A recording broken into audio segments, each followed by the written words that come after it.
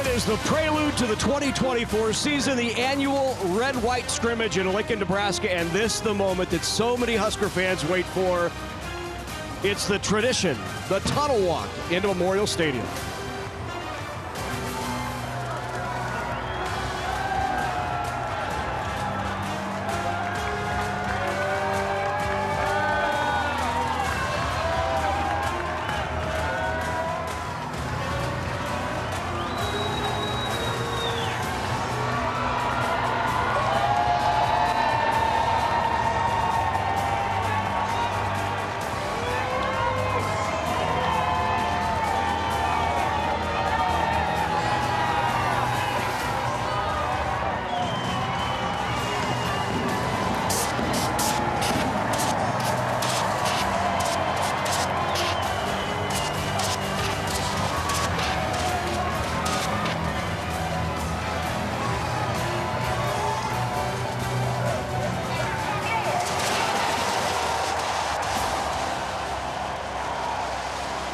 And for some of those new Husker transfers and the freshmen who are coming in, it's their first ever appearance out of the tunnel walk. Goosebump moments for many of those players as they talk about what it's like the first time to come out of that tunnel here in Nebraska for the traditional tunnel walk. It is the annual red-white scrimmage here in Lincoln, Nebraska.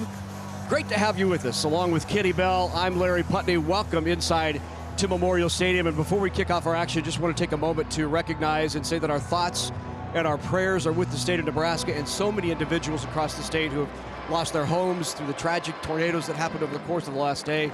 We hope we can be a bit of a reprieve as the state tends to rally around this team and rally around Nebraska football. And there's good reason to be excited because the entire state is talking about this team and in particular one player that they get their first look at today.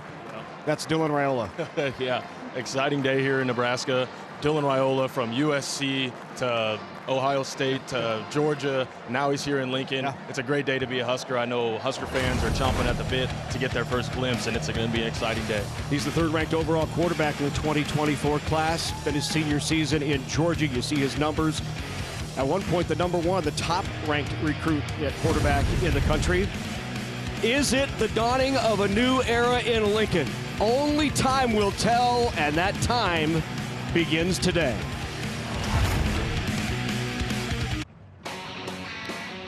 There are football fields here in Lincoln, Nebraska, and that's because of what Matt Rhule is doing here in year number 2.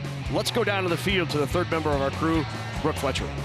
Since the transfer portal opened on April 16th, not one Nebraska player has entered. And Coach Rhule and his staff attest that to the culture that they're building here, like you said, Larry, and players are starting to buy in. Last season, they had a lot of bright spots, but also some shortcomings, losing 5 games by 3 points or less.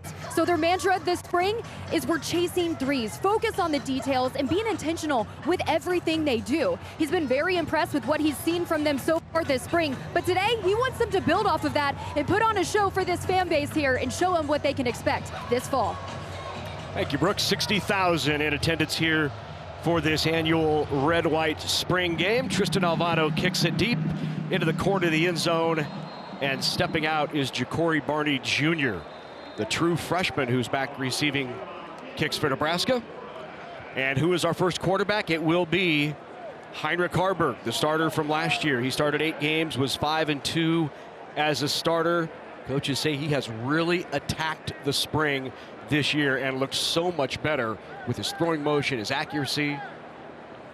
Kenny, it's been a different Harberg Heinrich thus far in the spring. Absolutely. I think Heinrich really got a bad rep from last year when he had some success, obviously, running the ball. I think this year he's really focused on getting that pass game going, as the Husker offense needs to be, right? They had some great success running the ball, but they got to get some explosive plays out of that offense this year. So Harberg out of the gun. We'll go to the air right away. Coach Rhule said he wanted to go up top early, and there is Dante Dow with the grab. Dow is the transfer in this year. I like the play call too. Nice little check screen, get him comfortable early, see the first one completed, and now we're off and rolling. You know, Harberg's superpower was really running the ball. It's what he was so successful doing last year. Tended to have a little bit too much zip on his pass at times last year. Has a very strong arm, but has really worked on the touch this spring. And another floater out to Dowdle. Dowdle, a bigger back who's not afraid to go into contact, but a nice job there. That backfield with Harberg and Dowdle is massive. Harberg is going to naturally be able to run the ball. He's a great athlete, and if you look at him, he looks like Cam Newton when he's standing in the huddle with his offensive lineman. He's as tall as his offensive tackle, so it's going to be exciting to see how he operates this year. Vincent Shavers Jr. on the tackle. That brings up 3rd and 3 over the middle. The throw behind and incomplete. Dwight Boodle was back there in coverage through his fingertips. So a 3 and out for the one offense led by Heinrich Harberg.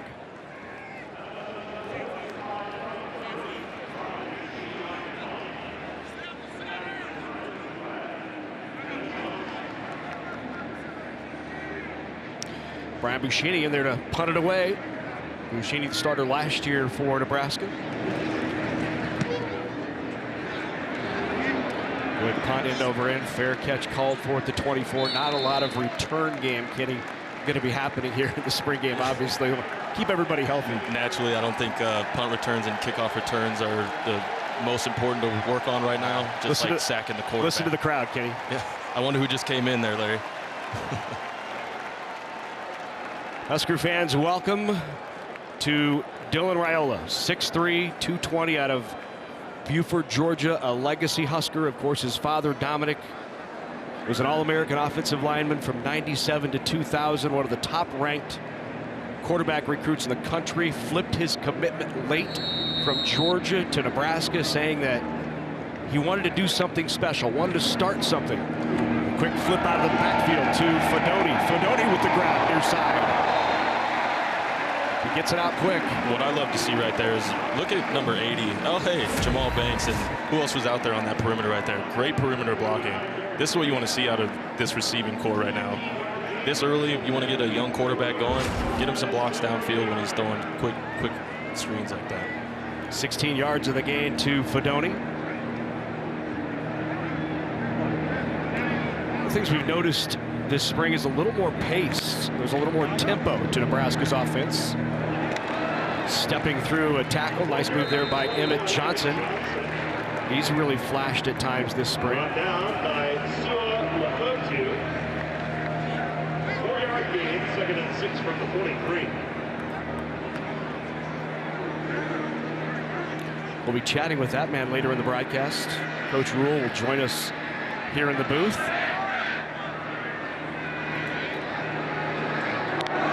Second down and 6. Looks like the freshman quarterback is making adjustments at the line. Not much there. And he scrambles out of bounds. They're touching up quarterbacks wearing the green jersey. They won't take quarterbacks to the ground. Trying to make this as much like a football game as possible without putting some people in danger. So that'll bring up 3rd down now. So 3rd and 3 for Raiola. Emmett Johnson in the backfield to his right.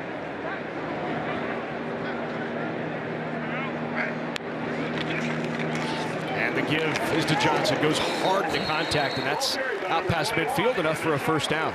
Good hard run between the tackles on 3rd and 3. I love that play call. Let's get after him. Good pop here as well. Nice hit by Chief Borders there in there on the tackle.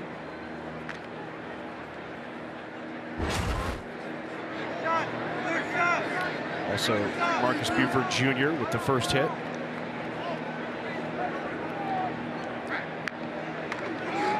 So many questions to Coach Rhule. What do you think you're going to get out of Raiola? As he looks deep, he's going to go downfield, fighting for it deep and incomplete, as his intended receiver got caught up. There is a flag. And that's why he got tied up. There was pass interference. Isaiah Naylor looked like he might have had a step, and then a little grab right here. Larry, we talked to Coach Rhule earlier in the week about the huddle versus no huddle. It looks like they're going back to the huddle in this series. Coach said that he despises the huddle. These young men understand and how visual they can be, but it looks like they're going a little bit of a hybrid on this series. think operations was the key word, right? Satterfield said we want to be able to do, and we want to be able to huddle, we want to be able to go slow, not fast, we want to be able to go with serious tempo when we have to.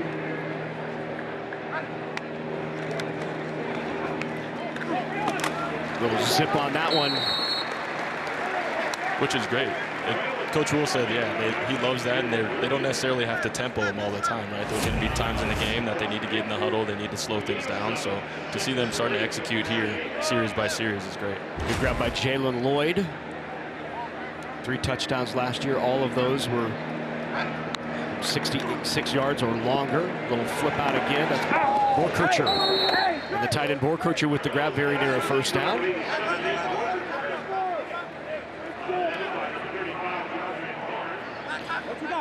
Well, they are playing football today. 12-minute quarters, running clock will happen in the 4th. They did split the red and the white teams. Number 1 offense faces number 1 defense.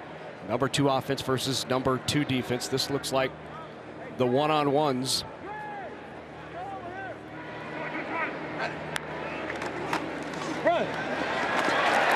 Johnson again, nice carry. That's enough for the first down. You know, he has run hard this spring, and not just running hard, but he's learning the offense as well. He picked up a couple of blitzes last week in the scrimmage. One of those ended up going for a touchdown and a clear blitz. He's done a nice job of understanding the position better as well. Yeah, absolutely. It looks like this offensive line is really starting to dig in and get after him too in between the trenches here. And because there are limited offensive linemen, you will see the linemen switching from side to side. Sometimes it'll maybe look like a candy cane out there with red, white, red, white. Hence the gray jerseys. Great toss up top, wide open. And welcome to Lincoln, Nebraska, Dylan Raiola. The touchdown on the first drive of his career. Elijah Judy pulls it in. Yep, that was Bonner pulling it in. Bonner, the fullback slash tight end who's moved to wide receiver with that touchdown. Natural. Different 16. Natural position changes there. That's right. Now, Bonner was at tight end, went to fullback last year. Now he's back to wide receiver. They really like what they can do with him in different personnel groupings because of his ability and his ball skills. Great drive out of Dylan Raiola in that Husker offense right there. Ran the ball well on 3rd down, threw it well when they needed to. Amato puts it through. 1 drive, 1 touchdown. Rhule said he wasn't sure what he was going to get from Raiola in this crowd. You remember playing in your first spring game, and the pressure and the nerves and the fan, 60, 70,000 fans here. Well, I know a lot of Husker fans are sitting back, rubbing their hands together after that first drive out of 15. They're very excited about that one. Very clean, very well done. And yeah, speaking of that, Coach Rhule mentioned he is excited to see how these young quarterbacks respond to these kind of crowds. And, you know, lucky for the Huskers, they get to play their first 4 home games here in Memorial. But Coach Rhule definitely made a point of that. Once going on the road for the first time in that week 5, it's going to be a change of pace. And he's interested to see who responds to that. Nice grab there by Bonner as well for the touchdown. Well, let the offseason hype begin. Kenny? Yeah. Oh my goodness. Yeah, that'll calm the message board. Yeah, that's right. Yeah, your phone blowing up like mine right now? My goodness, I'm trying to keep it face down. Just so much excitement in Lincoln around the first ever 5-star quarterback, or at least the first in 30 years. I think somebody wore his same number 15. Might have been the other highly ranked quarterback Nebraska recruited and was able to get on campus. Yeah, I mean, even in my time here, this is going back 15 years, I'm trying to think of a recruit that had the kind of, you know, star power that Dylan Raiola does. And obviously we're living in a different time with NIL and everything. These kids, I think, are much bigger stars, but man, it's an exciting time. There's definitely a breath of fresh air buzzing around the University of Nebraska. Well, here's the other freshman quarterback who has also shown up well this spring. That's Danny Kalin. Kalin out of Bellevue, Nebraska, played his high school ball at Bellevue West. He too was an Elite 11 quarterback, top 30 by 24/7 Sports. Kalin just over the fingertips, and that's the freshman, Ja'Cory Barney Jr., who also just returned the kick. We talked a little bit to Coach Rhule about Ja'Cory Barney Jr. and he said, I said, he really flashed in the scrimmage. And he said, yeah, I recruited him like my life depended on it. Yeah. He was pretty excited about this young freshman. Very much so. Coach Rhule's excited about this young team. He believes in them. And in turn, they're starting to believe in him. I think that. Carries. Here up the middle. As Maurice Mazuka. Mazuka, 5'8", 175 out of Philadelphia. His brother plays for the team as well. On the offensive line, his brother a transfer from Baylor. So Mazuka getting the carry there. Brings up 3rd down now and 5 for Kalin.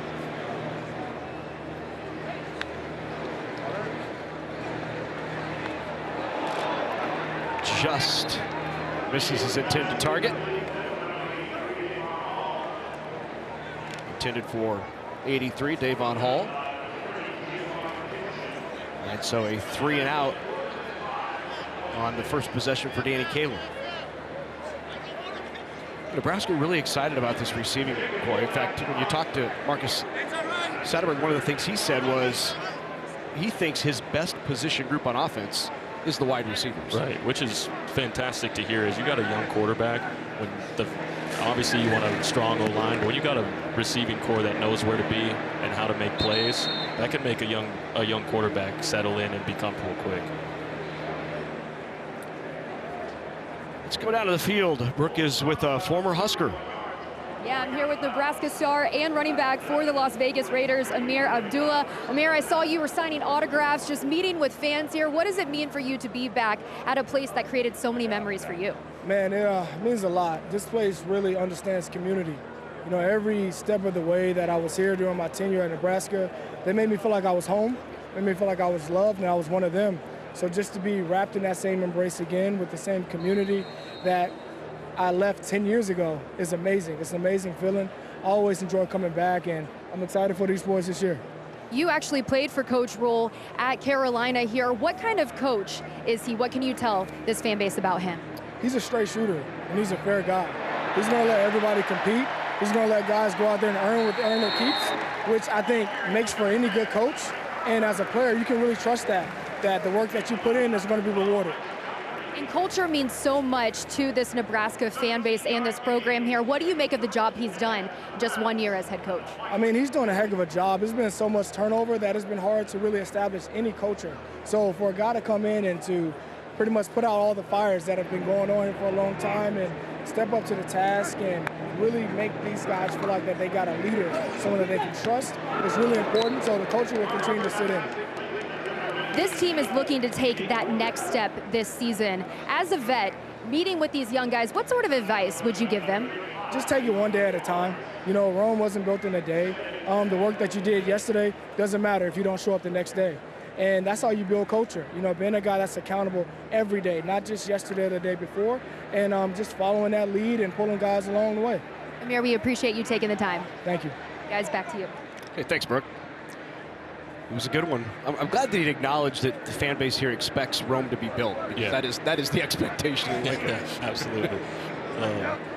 You know, but Coach Rhule has a fantastic attitude towards that, right? Because he knows what it takes to win. Yeah. And he knows that it's never going to be, or last year was never going to be good enough, and he wants to get better this year, and then he wants to get better again next year.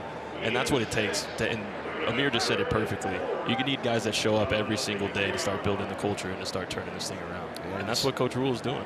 You see what he did in year one and then the year two result.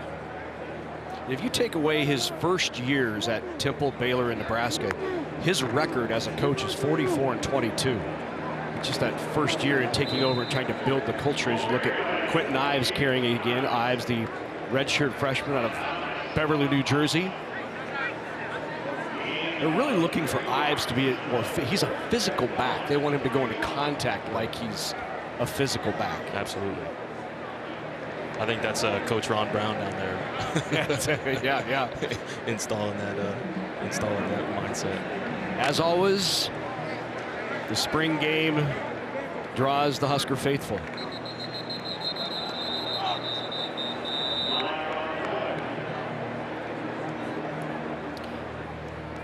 One of of the other things they're really looking for, and we see it here, is how do they clean up. Prior to the snap, 5-yard penalty, 4th down.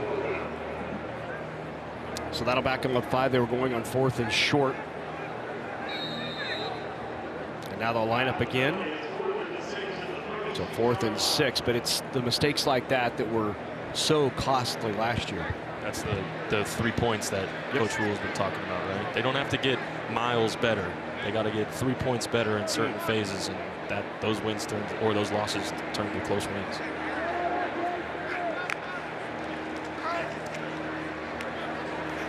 Goes up top. And incomplete. Just out of the reach of Jamal Banks. There's the first look at the Wake Forest transfer.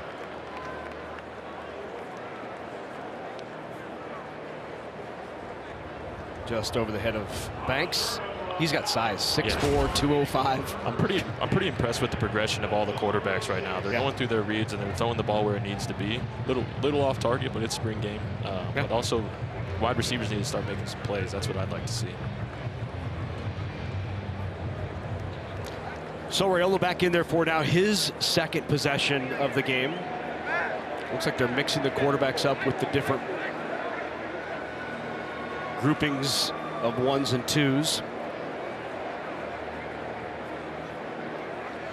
Yeah, with all the with the differences in the O-linemen and the teams, it's going to be easy to get personnel mixed up on a day like today. Well, those were his numbers: 4 for 4, 40 yards and a touch in the first drive of his Nebraska career.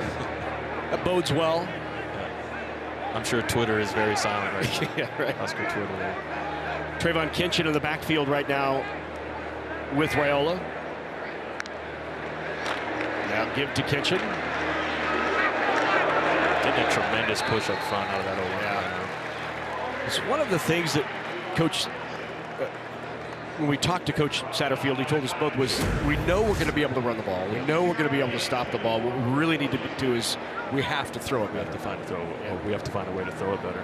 And that comes with time. They got a young quarterback in there. They got a receiving core that is deep all of a sudden, right? These guys have played some ball. They're going to need that receiving core to make plays for 15 this year, and I believe they will.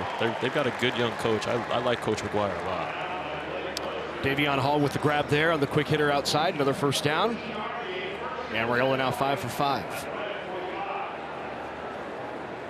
Well, if you look at the offensive line and what's coming back, Bryce Benhart, of course, those 41 starts ties a program record.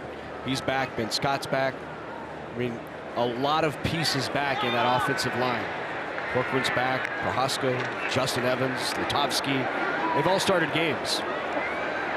Absolutely, and when you talk about good offensive line play, I think about the guys that I played with Spencer Long and Jeremiah Searles, Andrew Rodriguez. These guys have all played together. Brent Quale. These are guys that played together for 4 years in a row. I mean, obviously, there were guys that got hurt, but that's when you build that chemistry and that trust. And that's like a quarterback and a wide receiver kind of chemistry and trust. It means a lot. And the more they get to play together, the more snaps they have together, the better that unit's going to get. You see Tyler Canuck right there, number 75. Coaches say Canuck might be the most improved offensive line Nebraska's had this spring. Offense, number 89. 5-yard penalty, 2nd down.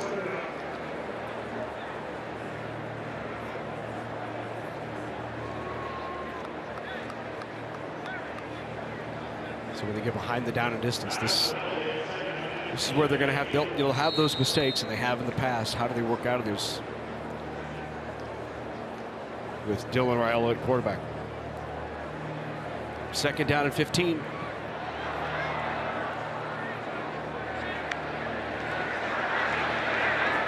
Out of the backfield. Drops it off to Dowdle, who gets the 5 back that they lost, but it's going to bring up 3rd down and 10.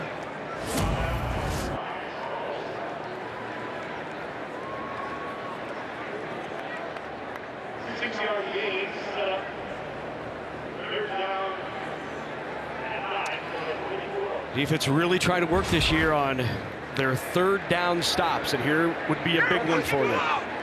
That's been the focus of the spring. Third down stops and forcing turnovers.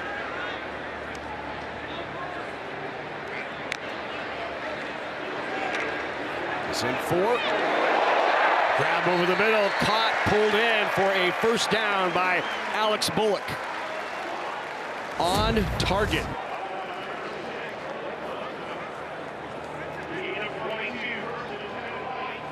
Huh? What do you think? That's one heck of a ball. That you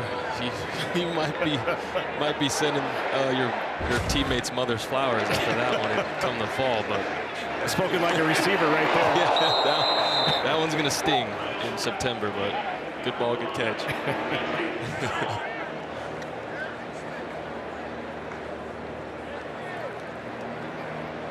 Demetrius Bell, they wanted to get him some playing time.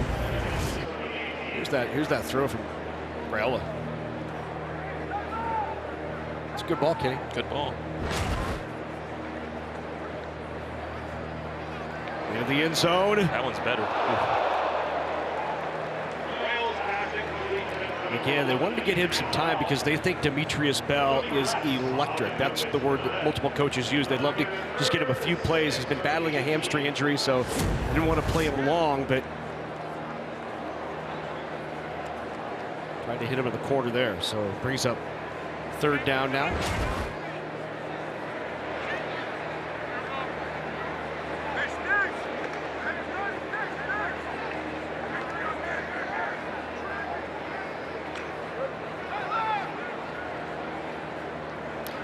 See if the defense can get off the field here on third. Pop in the air and the turnover. Interception. It goes right through the hands of Demetrius Bell and picked off by the Husker defense. That's Ethan Nation with the grab. That's what we got to have as wideouts. A little behind us, not completely on target, but that's something that you got to bring in for your quarterback. At the very least, you don't tip it to the defense. Great play by 2-8 and the black shirts, but man, that's one that Coach Rhule was talking about, right? Those 3 points difference, the red zone turnover, that's a big one. Ethan Nation with the interception, sophomore out of Roswell, Georgia. Well, that's what the defense has been focusing on all spring. Turn the ball over, get off the field on third down. Yeah, right. It's a double-edged sword because Coach Rhule talked about that earlier this week. He said, "Man, if we could turn people over more, think about how much those losses could have been counting wins." And he's absolutely right. I believe they had the worst turnover differential in the country last year. Courts too. Number 1 in the nation in turnovers. Yeah, that's. Here's the black shirt defense and what they did last year. The numbers are great. I think the challenge was getting off the field on third down. Right. Yeah, what Coach White and they did on defense last year was definitely turned some heads, especially in the Big Ten. I'm going to be excited to see how they get better this year. There it is. And another one. Kalin goes late across the middle. The intended receiver was Naor, and it's picked off. And that's Mason Jones, the defensive back, jumped the route and came up with the interception.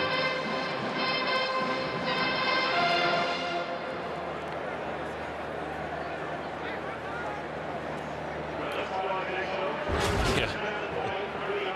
How's that go, Denny? Don't throw it behind him. That's 2 for 2 we just saw. Do not go late across the middle. Yeah.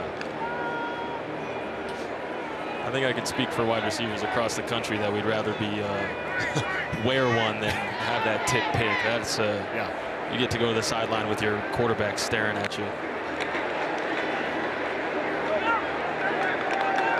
Good job by the defensive interior there. Bazooka again with the carry.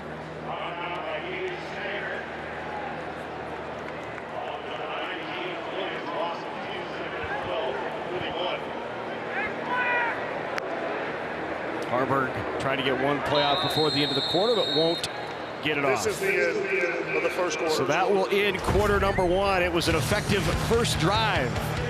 The first ever drive for Dylan Raiola. The touchdown to Bonner. And a 7-0 Red lead.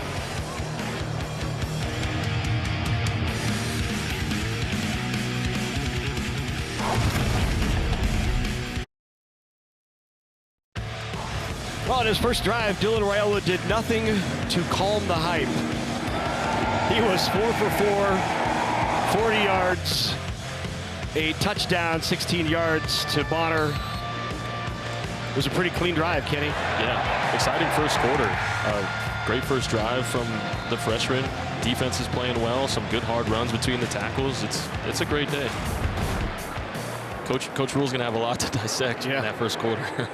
So here's Harberg on 2nd and long, going deep. Got a man out there. Spun, made the grab. Was it in? Touchdown! It is! And that's the freshman, Jacory Barney Jr. That is what the coaching staff wants to see. That is what the Husker fans at home love to see. The explosive plays out of the wide receiving group. Out of Florida City, Florida. Great dime there by Harberg as well. Very good ball.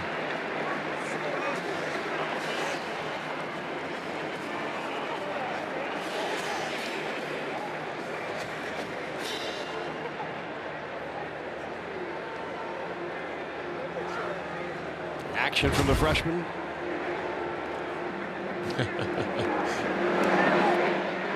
There is a no doubt supportive culture here as extra point is good.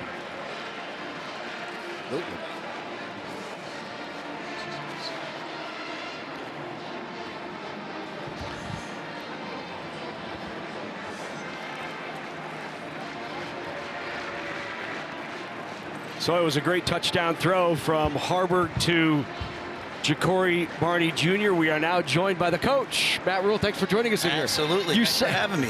You said you recruited Jacory like your life depended on it. We see why. I was in the elevator. I heard them talking about the play call on the way up, and then they went out, and then all of a sudden I got up and I heard the celebration. So he's a special young man. Fantastic grab. Take a look. We're going to show it to you on this monitor right here. We'll show you the replay. Here it is. Harberg, good protection. Well, that's just a good old-fashioned go ball, Kenny. That's all that. That's what we were talking about earlier this week, Coach. Those explosive plays downfield. Yeah, you know, if you really want to be able to control the line of scrimmage and run the ball, they better be afraid of you running by them. Right. So this offseason, trying to go find some guys who can do that and develop the guys we have that can do that has been really a key for us. Absolutely, and having guys in that backfield that you can play action over the top. I mean, I got a guy on the sideline, Amir Abdullah, down there that I owe my career to up here. So there's no one better than Amir. He's one of the best people and best players I've ever had a chance to coach. He was with me in Carolina, and I just love him. Yeah, he's a great pro. He had glowing things to say about you when you got the job here. Obviously, we talk pretty frequently, so we're very excited. Go back out there is Dylan Raiola. I was saying earlier he did nothing to calm the hype in that first possession. 4 for 4, 40 yards, great ball. Talk about his performance early. Well, I think he was in control and in command, and that's the biggest thing, kind of in this kind of no-huddle look, just having a guy in command. Oh, we might be out. Look out. Here's the transfer from Wyoming and Texas. Nayor with the grab.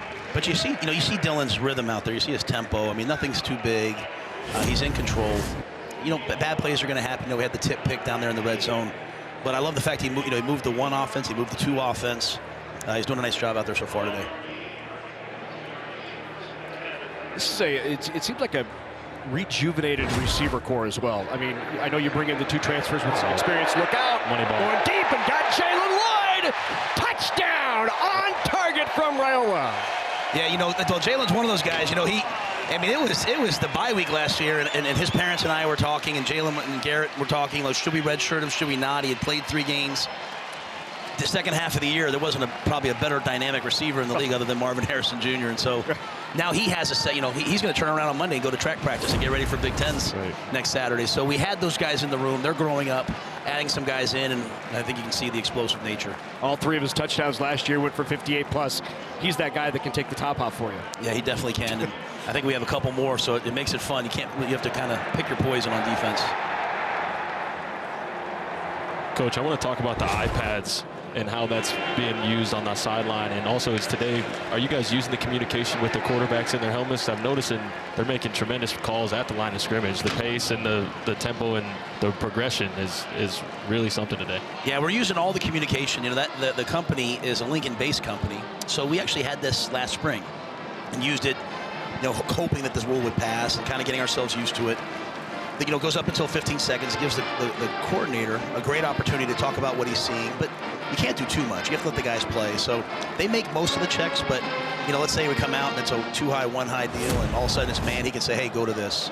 So luckily a lot of our guys have been in the NFL. They're used to doing that coaching-wise, and we're just preparing these guys at a high level, I think, to when they get to the NFL, do it. And I think all of college football doing it is a great thing. So what is it about the receiver group? We just saw Jalen Lloyd go deep. We talked about the 2 that you added. What's the change there that has Marcus Satterfield saying, that's probably the best position group I have? Well, I just think they're growing up, you know. I mean, you know, there's nothing greater than experience, and there's nothing greater than reps. And so, you know, we got out there last year. Those guys made some big plays. I mean, Malachi Coleman, one of our dynamic freshman wideouts last year, he's banged up. You know, he had off-season shoulder surgery.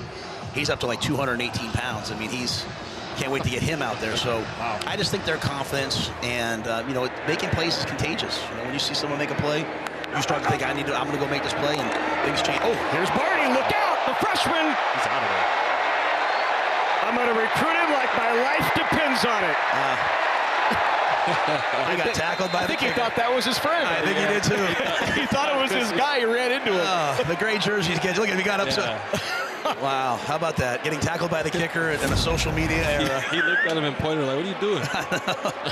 Oh, that's great. Well, you know, it's thud on the kickoff, but I don't think anyone had him. I don't think Kobe would have. Kobe grabbed his flag, so maybe in 7-on-7, but not the real thing. Not on Saturdays. That's not going to work. Yeah, he didn't even look at him. He thought he was coming down to celebrate with him. That's unbelievable. Yeah, that's it's like the Spider-Man meme. There aren't going to be any pointing at each other. There won't be any freshman jokes there, will there? No, definitely not. Welcome to the show, young man. Thank you. What have you seen from Danny Kalin as he's back in there now? What have you seen from Danny here early? You know, Dan. You know, obviously, that's a great block on the perimeter. You know, hasn't really gotten it moving yet. You know, but that to me, that's the great thing about freshman quarterbacks. Danny is so. Demetrius Bell, yeah. Come on, D-Bill. Officials timeout for an offensive injury. Danny is so dynamic, you know, in the passing game. He's had such a good spring, and so I think the big thing for us is you know, just day like today, you got to get in rhythm. You got to make sure that you're feeling good. D-Bill's okay. You've been battling a little bit of injury, right, in the spring? Yeah, you know, Demetrius, I mean, he talk about a player that's come a long way for us. Got here at like 157 pounds. He's put on 28 pounds of muscle. He looks like, oh, geez, I hate that I'm up here right now. Put on that weight. Has done unbelievable in school. Just a wonderful, wonderful person, wonderful young man, and hopefully hopefully he's okay. Well, let's talk about the new facility, which it's just opened up. I mean, this is remarkable. Yeah, it's you know, it's the best of the best. I'm so grateful to our donors, our athletic department, for putting this in, because a building like this helps prepare you for the next level, helps prepare you to maximize your potential in college and in the pros. The weight room, the recovery area. Obviously, it's branded for recruiting, but really it's about performance. It's about giving our guys the very best of the best. I mean, Cam Jurgens, first-round draft pick. I mean, where's he train all offseason? He's training here. Yeah. You know, you go in the afternoons, you got NFL, CFL players, former Huskers here training. So it's really a commitment to the student-athlete experience and student-athlete development. Yeah, there was without a doubt we wanted to train back here when I was in school. I mean, going in there nowadays, absolutely. That's definitely one of the best in the country. And it's the history, it's the legacy of Nebraska. You know, going back to Coach Devaney, Coach Osborne, Coach Boyd Epley, the first full-time strength coach, training tables, you know, all the things that are common in college football now. This is the first time that those things have shown up. They started here, so we've taken it to another level, and very grateful. Yeah, it is. When you think back in those 90s teams really setting the standard for strength and conditioning, I always think about when that Florida D-line was taking a knee in the national championship. That's right. I mean, that picture's probably framed in quite a few households in and around Nebraska. Let's talk about offensively, Coach, and what you really were trying to do offensively this year. You were trying to reduce turnovers, led the country in turnovers last year, and then on third down, extend drives, right? What progress have you made toward those goals? Well, I think we've made a lot. Obviously we've had 2 turnovers today, though, so, that's, it's such a fine line as a head coach. You're excited about your defense making a play, excited about, making a tip ball interception. But at the same time, down in the red zone, the ball has to be below the chin. It can't be above the chin. We can't scramble and throw the ball back across the middle. So it's a fine line. There's a yin and a yang to the whole thing. But, we've improved in the passing game. I think you can see it here today. A lot of things have gotten better for us. And, now we have a whole summer. And it's just kind of a day-by-day mentality of getting to where we eventually want to be. Hoping for the best there for Demetrius Bell as they cart him off the field. Great catch. Fantastic grab. Heck of a one-handed catch.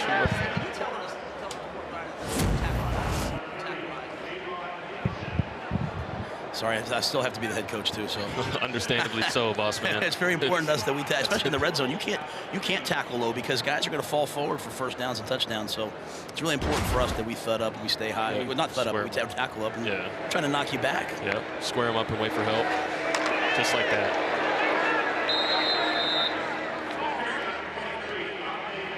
Good down the line pop and tackle there.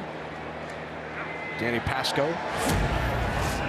Coach, earlier this week we talked about the importance of building a culture and how Rome isn't built in a day, and how the NIL and transfer portal is steadily changing the culture of football. How are you approaching that with your players, and how are you getting these guys to stay here in Nebraska? Well, to me, I think the key term when you think about culture, there you go. The key term with culture to me is it's about the players. It's the staff can kind of set the expectations, but it's about the locker room. It's about the term I like to use is brotherhood. If I know, obviously you have goals, I have goals, but if you're helping me make max my goals and I'm helping you and we're holding each other accountable, we're growing together, we live together. I have a great culture. I have a locker room where people care about each other. Like, I don't think sometimes in the world today we think enough about how much people have going on. And just trying to put our phones down every once in a while, take the headset off, talk to each other. We eat together, we spend a lot of time together, and as a result, I think a lot of guys feel like they fit in here, and that's why you don't see, you don't see any guys in the portal right now. You see most of our guys here. It's to me, it's just building a family. It's I hope my kids wouldn't choose to transfer portal out of the Rhule family. So these guys are like my sons, like my younger brothers. I want them to want to be here. And that to me, not taking it as something you do on the wall. It's about who's in the locker room and the way they feel connected to each other.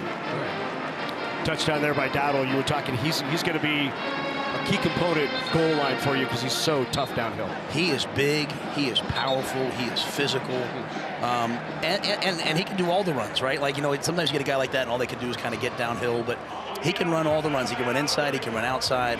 He was a great addition for us. He's a young player. He only played in 5 games last year at Oregon, so he burned his redshirt year. But he's got 3 years here with us, and if he needs a redshirt year, he has it. So excited to see him and see what he does moving forward. A 4-star recruit that transferred from Oregon, 3 seasons remaining to play. So we talked about offense. Maybe let's switch sides and talk about defense. The 2 things is getting off the field on third down, right? And then also turnovers. Obviously a couple of turnovers here early, but maybe the last scrimmage, maybe not as well. No, the offense protected the ball in the last scrimmage. And to me, defense is about forcing fumbles by playing with dominant contact. It's about affecting the quarterback so that, This is going to be near side. Good chase down tackle there. So I think defensively we did a lot of great things last year. To me, it's about, as you said, improving our third down percentage. We were good, but we weren't great. We've got to get down. We want to be one of the top 10 teams in the country on third down. Get the ball back to the offense. You might stop them eventually, but you give up 2-3 first downs, all of a sudden your offense is starting with the ball inside their own 10. Right. Changing the field position will change everything for us.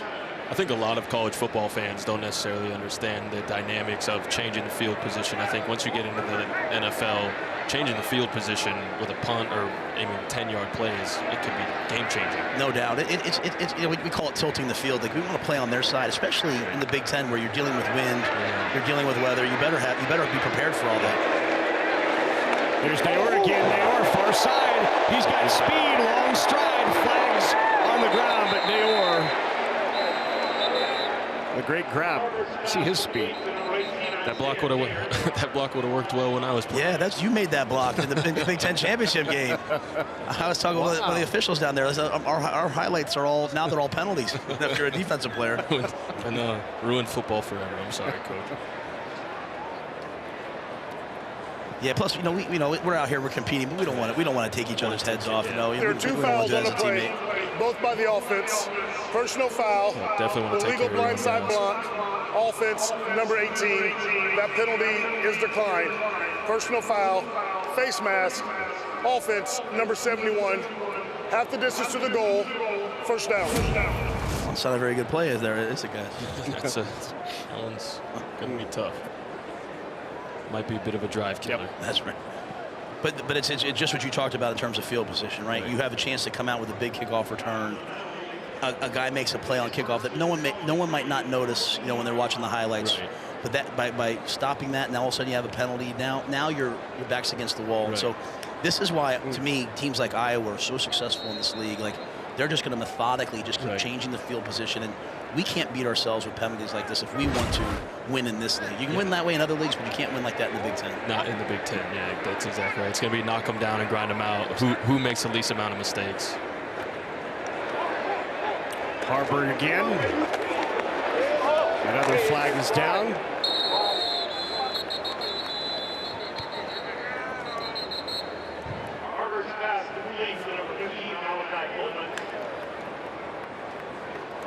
I think we're struggling reading the numbers here because Malachi's not out there. He's not playing yet. Pass interference. Offense number 19. Half the distance to the goal. First down.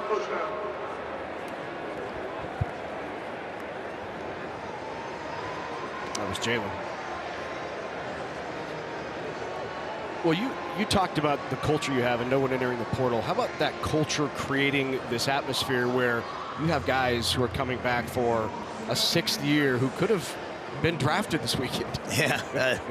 It's, to me, again, it's a statement about them and their families that, they're not seeking instant gratification, that they want to come back. And I think when you talk about, Bryce, Ben Hart, Ben Scott, Isaac Gifford, they wanted to leave a legacy of winning here. Ty Robinson, they want to leave a legacy of, hey, we want to go to a bowl game. We want to experience the things that we came here to do. And then secondly, they want to improve their draft stock. Even if they're going at a high level, they want to go even higher. And that's a lot of trust, and it's a lot of responsibility on us as a coaching staff to make sure that we do help them, move up. We do help them have more success next year. And so I'm grateful. And those guys coming back really to me has established the culture where the guys that come into the locker room, they know what's expected because of guys like Giff. Yeah, he's one of the guys coming back here is Isaac Gifford. His highlights from last year. I think Coach White called him, simply one of the best in the country at what he does. Yeah, I obviously comes from a great football family. Brother Luke's playing in the National Football League, and to me, he's one of the guys. As he came on last year, that's why our defense came on, and he's one of the guys on the team that can speak to everybody. Everyone's going to listen to him. He's a tremendous teammate, an even better person. How good is it to have Ty Robinson? Ty's one of those guys that, the stats don't always say it, but the film says it, that he's a dynamic pass rusher, physical at the point of attack, unbelievably explosive, and I'm beyond grateful that he's coming back. He could have done a lot of. I told him, I said, hey, if I were you, I would probably leave and go to the draft, but he made the decision that he wanted to be here. Cutmaker, there's your other one who's coming back. That's pretty impressive returning D-line. No doubt. Yeah, it'll be our strength on defense. That and probably the secondary has a lot of experience. So we've got a lot of guys who played a lot of football. The staff before us, Coach Frost's staff did a great job of recruiting a lot of these guys, and they've stayed with us and believed in us, and we're grateful for it. Nash is down to 320, huh, Coach? Slimming down for the summer. all of us that watch those late night infomercials and think this works and that works. What I learned is working out for an hour and a half, 2 hours a day, and eating right. Yeah, he did it. He did it the great way, and what a credit Mark Manning, our esteemed wrestling coach, brought him back to us, and he's only going to be quicker, only going to be more explosive from the work he's done in wrestling. Yeah, it's just hilarious for someone like me who's built like a stick to say you're down from 340, 350 to 320 is just. Kircher over the middle on second and long. Nice cut. Great connection there from Harberg. Kircher throwing the ball downfield really well. Heinrich is today. He sure is. You know that Heinrich loves these 4 vertical concepts and loves the big tight ends. You know, I think one of the things we have 3 tight ends that we really believe in as veteran players. You know, we have some young guys too, but Thomas Fedoni, Nate Borkacher, Luke Lindemeyer, all 3 of those guys we know can really control the middle of the field, and that controlling the middle of the field lets you be really explosive on the outside. Absolutely, especially when you get to be in 22 or 12 packages and those mismatches exist. Exactly right. How much is Satterfield moving to help those guys help them out? I think it's been awesome. You know, Marcus was my tight end coach at he was my tight end coach. Oh, get down, buddy. Don't take that hit for nothing. Let's go down on that one. 2-4. But Marcus was my tight end coach at Baylor. We had a young player in Ben Sims, and who's now playing for the Green Bay Packers. So I think, you know, the great thing about Marcus is he's been an assistant O-line coach in the NFL. He's been a play caller. He's coached the receivers, running backs, quarterbacks. He can coach the tight ends for the total scheme. And what people, you know, sometimes don't understand is in an NFL system, your tight ends are going to have to pass block, they're going to have to run block, they're going to have to do a little bit of everything. Yeah, I think a lot of people watch Travis Kelce and don't watch enough like Mark Jackson. You know, I like that. I like that play by Heinrich. You know, there. I'm sure. You know, if Heinrich was live, he'd have put his shoulder down and gone and gotten 3 or 4 yards. But to me, you know, the step that we want to take to not be, you know, worse in the country in turnover margin is throwing those balls away, right? You know, you're not going to win the game on one play, but you certainly could lose it sometimes. And so we want to be aggressive. Don't get me wrong. But when the play's not there, check the ball down, run the ball, get the ball out of bounds, live to play the next play. Yeah, absolutely. That comes with what you said, though, the reps, right? No doubt. You got to play. Good blitz pickup by Quentin Ives. Great pickup on the blitz. Over the middle. Here's Fedoni. Go get 6. I think that was a sack, though. If I was down there, I might have blown the whistle, Kenny. my guy Ed Foley down there might have given him a free one. Coach, we're on offense, Coach. The D-line would be yelling at me right now. Knighton would be yelling at me. But yeah, I think that might have been one. But, hey, good to see Fedoni make this play. And, again, you see the tackle at the goal line, tackling low. Like that doesn't win. You got to come high on that tackle, throw your body, and hope that you knock the ball through the end zone. Right. You know, many a play's made like that. So we got a lot of learning to do in these situations. Quentin Ives here on the blitz pickup. You don't always see this from a redshirt freshman. Quentin Ives is special now. Yep. Quentin Ives, he's one of those guys last year as he's redshirting, and we ended up playing him at the end of the year on kickoff return. But you say to yourself, when he grows up, when he develops and matures, not emotionally, physically, he's going to be a heck of a player. So to see him make that play come across, that's awesome.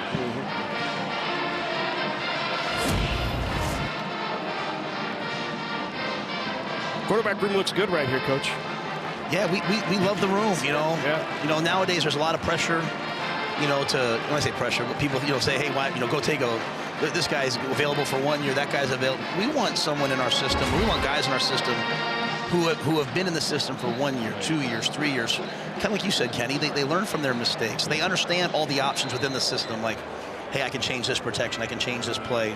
So I love having young players, a veteran player in Heinrich, 2 young players in Danny and Dylan, 2 great guys in Luke Longville and Jack Waukee who walked on they do a great job for us, and all of them will only get better the longer they're in the system. Right. Yeah, I mean, absolutely. You can have an incredibly talented group of guys, but if you're just changing their playbook every single year, it's going to affect how they play and their comfortability, their decision-making on the field, right? There's no doubt. And I think that's one of the great things. You'll get consistent programs. You know, Nebraska had the same assistant coaches for a long time. So sometimes in today's society, they want to fire this coach, fire that coach. You know, this one. I'd much prefer consistency and letting our guys get better and better and better and better and stay within the same system. Yep. What is he doing? Well, that's part of having a freshman out there, guys. Yeah. He got. He thought he had to pick that one up and go. And you saw the off returner did a great job telling him to stay down, telling him to get down. Bit of a panic button there. That's right. Yeah, I think he's asking right there. Since I dropped it, can I still need it? Right. Yeah. So that, you know, that's down. I'm sitting up here. I'm saying, boy, what are the coaches doing? Have they not covered that? Kenny was saying that earlier too. Yeah, that was the first thing I said. But what a good situation here for Dylan, right? You know, out there Got some young guys on his offense. They're backed up inside the 6-yard line. We talked about tilting the field. We talked about all that stuff. You know, a mistake on special teams leads to this. You know, can you turn it into a positive? And we'd love that to be a score, but 2-3 first downs allowing you to punt the ball down inside their 10. That's Big Ten football. And we don't have 30-mile winds today, but we will. But we will. Right. Yeah, it's not about going 94 yards for a 6 here. It's about flipping the field and putting our defense in the best position possible. Although he put together a 99-yarder last week. That was pretty impressive. He did. We had some pretty cool things that we saw. You know, he had one, Heinrich had one. You know, it's good, but one of the things we want our guys to understand on offense is just have productive plays.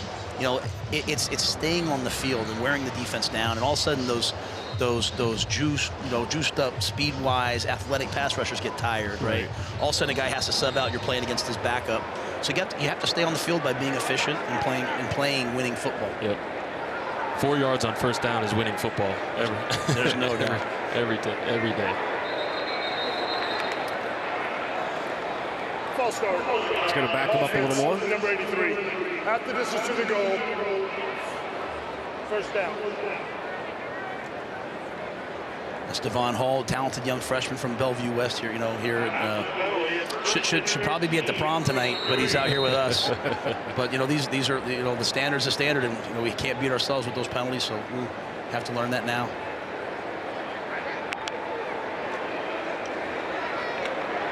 Raiola goes up top. Wow. What a grab. Nice pull in by Alex Bullock. Great catch.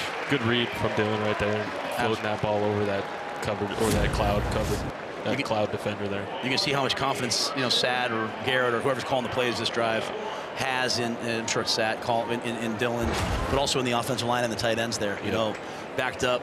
You're on 3. That's right. calling kind of like that post wheel route. You know, you better trust your guys. Reading that RPO, he's reading really well with the flat. I like that a lot. Yeah, you know, Dylan and Danny aren't traditional run zone read runners, so and they can do it, but you know that's what Heinrich is special at those things. But I think having Dylan and Danny get out there and read it and get the ball out of their hand quickly is the way that we're going to try to attack people, you know, in the read game when they're in the game. Well, Heinrich's also built like the Terminator. There's no doubt.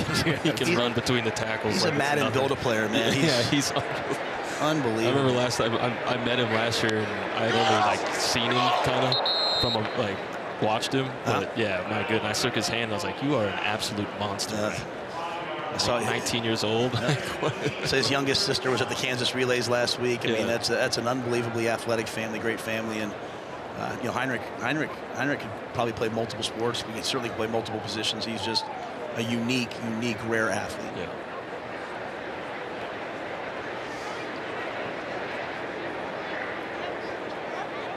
So behind the down and distance here, 2nd and 15. Raiola steps up. Help him. There you go. Eyes up the whole time. Great job by 47. That was a nice scramble drill. Just kept his eyes on 15. Really well done. Yeah, Ian Flint, freshman tight end here out of Katy, Texas, and his sister Amelia might qualify for the Olympics as a thrower here out of Nebraska. So it's just a great family that you know, he young guy trying to learn the tight end position for us, doing some really good things. Glad to see him have some success. Yeah, that tight end room has gotten deep this year. No doubt. It's a big day for us. I mean, you know, you come here, and it's one thing to see it up here. You're down in the crowd, and there's 60-some thousand people at this game. I mean, you talk about making life easy in recruiting. Yeah. Tried to float it out to Barney.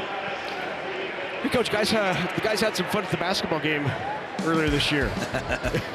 How fun was this? This was unbelievable. You know, you had to submit your high school highlights or a video of you dunking to make it. Is that right? Yeah, a couple guys did it. Last year we did it, you know, in the gym, but these guys, we did it, you know, with prime time. And it's a lot different when there's, you know, 15,000 people watching you, you know? I mean, that's a great idea. One, to showcase the talent, but also just a fun thing to do with Husker fans. I mean, no doubt. Love that. I was like, you didn't have to do that to him, Jeremiah. I mean, Jeremiah literally came back from a track meet and showed up that day He plays football, runs track, wins a dunk contest. Pretty special athlete. Oh, wow. Yeah, you've got some really special athletes. You got wrestlers, track athletes. I don't think we had any when I was playing, I don't think we had anybody that played two sports. Kyrie Cooper, I think, played baseball, but outside of that. A lot of schools, they don't like it. We did it at Baylor. I had Kalin Boogie Barnes. Like he would scrimmage with us, go over the track, run a 10-4, 10-3 comeback. I mean, Chris Platt went to nationals, and you're a young person.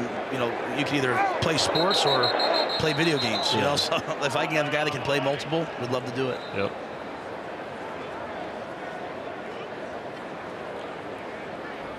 Nice use of the cadence here there by Dylan. On third and 7, sneak, third and 8, sneak 5 yards. And Offense number 89. 5-yard He's had a penalty. few of those today that he's switched up to cadence on. Oh, they put it on the offense. Interesting. Okay, how special was this? Guys showed up to watch Nash's first wrestling match. I'll tell you something. I'm not in any of the videos. I was emotional. I teared up, man. Like, not just because of the work that he's put in, but to think that a young man will go out there and not, he hasn't done it in 2-3 years, not know if he's going to be successful, walk out on the mat and just do it for his teammates, just do it for the wrestling team. I mean, I was overcome, to be honest with you. So were a lot of us. Yeah, well, and as cool as that was, the reaction from his teammates, right, who were all there to support him. I mean, that was terrific. I'd go for this. We'll see what the offense does. I'd go for it.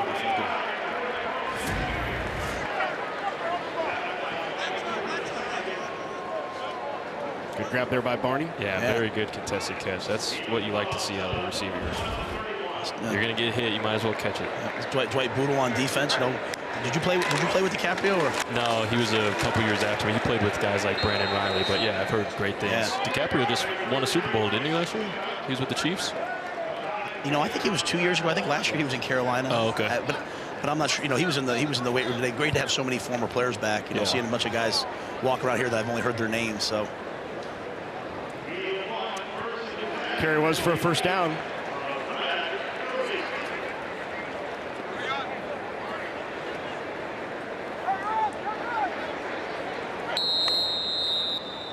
You want to replay? What are we doing? This is 2-minute warning. the 2-minute timeout.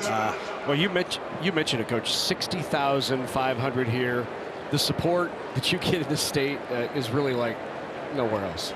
It's an 11 a.m. kick, which makes it maybe, because of baseball and softball wouldn't have a special day too. Yeah. It makes it hard for people maybe to come in from all over the state.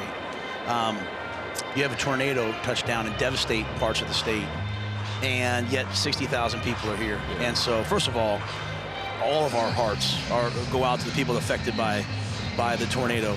Just sad to see the images. The one touchdown, just by my house. And but the one thing about Nebraskans, and Kenny can speak to this even better than I can, they're going to rally around each other. They're going to take care of each other. We're going to stick together in all kinds of weathers, as they say. But you hope that by having a game like this and by playing good football, whether it's people watching at home or people here, that in the midst of a dark time they can have a positive experience watching our team play. And that's our job, to make sure in the fall we put together a product out here that people aren't coming just out of loyalty. They're coming because they're excited to see the way we play football. I want to mention the athletic department has already put together a program, Nebraska Together, to help support those who need help from the tornado relief. So you can support by going to Nebraska Together there and buying a shirt. There's Coach. He's amazing. Yes. He's amazing. He comes to practice. You look up at practice one day, you might have Tom Osborne, Frank Solich, George Darlington. Yeah. You might have any number of amazing players. I mean, it's, you talk about humbling. You're out there coaching, and the greatest college coach of all time sitting there watching you, and you're like, oh my gosh, he must look at me like, who is this guy? Well, if it makes you feel better, I was 18 years old and walked into his office with an afro, and he asked me to come play football here. So I love that. I love that. He probably was like, who the heck is this kid at that time? Nice carry here. Spin. Wow. That's Bazooka. Yeah. Maurice Bazooka with the carry. Running between the tackles has looked good this first half, Coach. It really has. Yeah, Maurice is one of those guys, too. Maurice walked on here last year, and he's one of those guys that you say, hey, this guy can play for us, He's a scholarship caliber player, and so I'm happy to see him do it with people watching. Raiola into the end zone to the back. Just a little too tall. You know, you love that ball placement, though. You know, when the ball's gonna be thrown in the end zone, throw it just about a yard under that back. So it's either our guy or nobody. Or nobody. Yeah. That's a really good point, Coach. That thing's got to be either high and outside, or it can't be thrown. That's right. Good protection there from the line as well. Second down and 10. He sees it. Oh, a little too tall for Barney. That was another good throw there. We settled after we got the defender beat there, it looked like. These are the calls right here that determine championships. You know, 3rd and 10. You know, can you play it aggressively? Do you have to be conservative? You know, and as I tell our guys, it comes down to if they will just in these moments do what they're trained to do, not panic, not try to do too much, protect the football, but be aggressive. The coaches can be aggressive. So, you know, that's the importance of playing these spring games, is to see how we handle ourselves in crucial situations. He was right. You can probably hear me when I said that. He wanted to throw that ball back so badly. But, you know, hey, 13-10, 13-10, 13-10. Right. Like, these field goals, they matter. You know, it doesn't get the crowd excited when you kick a field goal. It doesn't always get you excited, but 13-10 last year is a number we have to learn from. Right. Yeah, I know it's not easy to come up here during the game, especially when that's going on, and when you had 2 injured players. I know you wanted to be down there, so I want to really say thank you for I appreciate you guys chatting with us. Yeah, I appreciate all you guys do, and you know, you guys, the Big Ten Network, has been great to us. So hopefully we reciprocate that by giving you this access, and you know, hopefully our guys are okay. Yeah, we'll get down there and check on them now. Appreciate you being here. Yeah, absolutely, brother. Thanks, Good to see you, very man. much. I'm going to come see you in that weight room. Please do. I'm in there. Oh, I missed it. Thank you. Yeah, I'm in there every once in a while. You know, trying to stay alive. You're busy, man. Good to see you guys. That was head coach Matt Rhule joining us here in the second quarter. Very nice of him to stop up and spend some time with us. It's always nice to get his perspective, right? In live, in game. You just don't get that ever, right? I mean, yeah, what a unique experience. Get to stand next to the headman as you're dissecting the game. I mean, that's.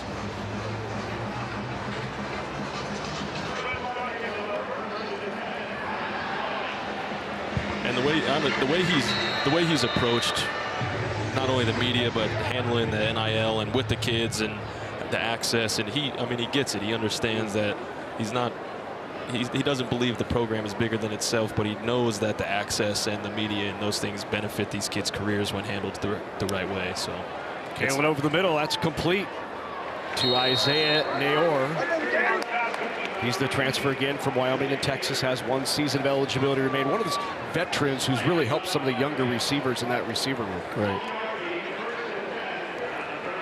Which, again, you look around that offense, and these rooms are suddenly pretty deep at wide receiver, at tight end, at quarterback. So, well, there's the optimism around Nebraska is for good reason. Absolutely.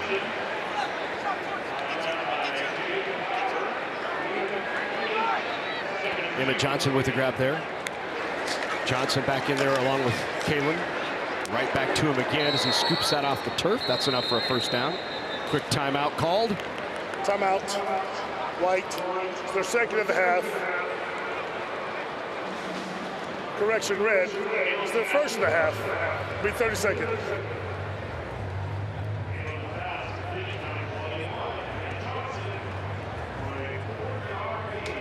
A Big Ten Plus delivers thousands of non-televised live events, access to next day on-demand replays. There's multi-view to watch up to 4 games at once on a 24/7 Nebraska channel. There's no plus like home. Subscribe and stream for as low as $9.95 a month at BigTenPlus.com. Got a pretty good first half for the Red Squad, 21-14. They've been led by the freshman quarterback, Dylan Raiola. What have you thought so far, Kenny? He's been accurate.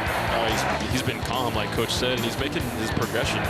He's reading through his progressions really well. I'm impressed. I'm looking forward to seeing as we get into the season and it gets loud and things get a little more hectic. To see if he can keep that calm demeanor. But from everything that I've seen today, I truly believe he will. So, but not only that, he's been great. Harberg's been great today. So it's exciting to see the progression that this offense is making. There's Fedoni and Raiola. Isaac Harberg. Kalin on the field. Oh, what a grab by Jalen Lloyd. Went upstairs to get that. Nice pass as well by Kalin. This is a little bit of you've been going against each other a lot. You know that defense is going to be playing cloud into the into the boundary up there, and they're eating them up with those corner routes.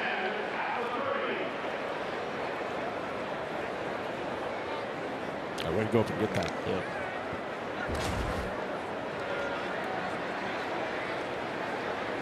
Seven seconds remain.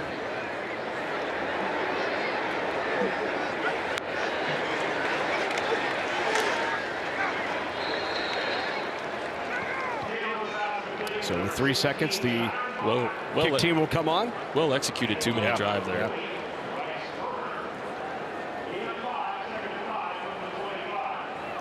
So an opportunity here for Tristan Alvano.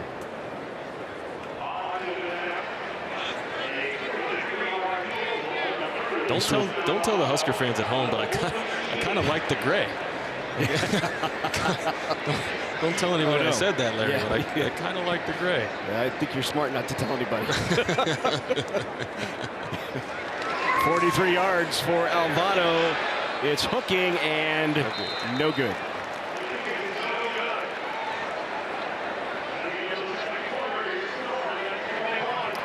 So not a bad first half, right? No. 21-14, I think we saw flashes. Obviously, for the most part, the turnover bug was cleaned up. I think you just had the one go off the fingertips.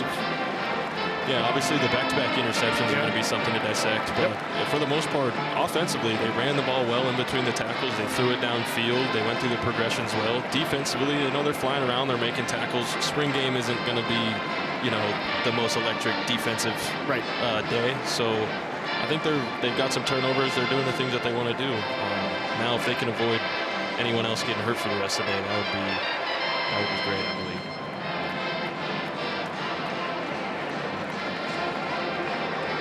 Heading into the locker room here at half. 21-14 at the break.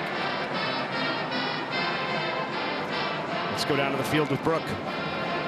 Coach, forcing turnovers was a point of emphasis for your defense coming into this game. 2 picks to start things off, but what do you make of what you saw from them as a whole? Yeah, you know what? Too many big plays. There's some miscommunications out there. Bad play call, number one. And then number 2, miscommunication, gave up too many big plays, especially down there on 2 drives ago in that big seam route. Should have a guy sitting there in the middle, but we didn't, so we'll get it corrected. Harberg and Raiola are really showing confidence under center here, but for Dylan Raiola in particular, first time playing in front of a crowd like this, what are you seeing from him that makes him so dangerous? Tell you what, those guys are poised. They know what they're doing. Anytime those guys can look out their receivers and give them a wink or something like that, and then they've been on the same page, that's tough to defend. So we got to work it out for us. Thanks, Coach. Thank you. Thank you to Tony White. Good opening spring game for the Big Red. 21-14 is the score at half. Red on top.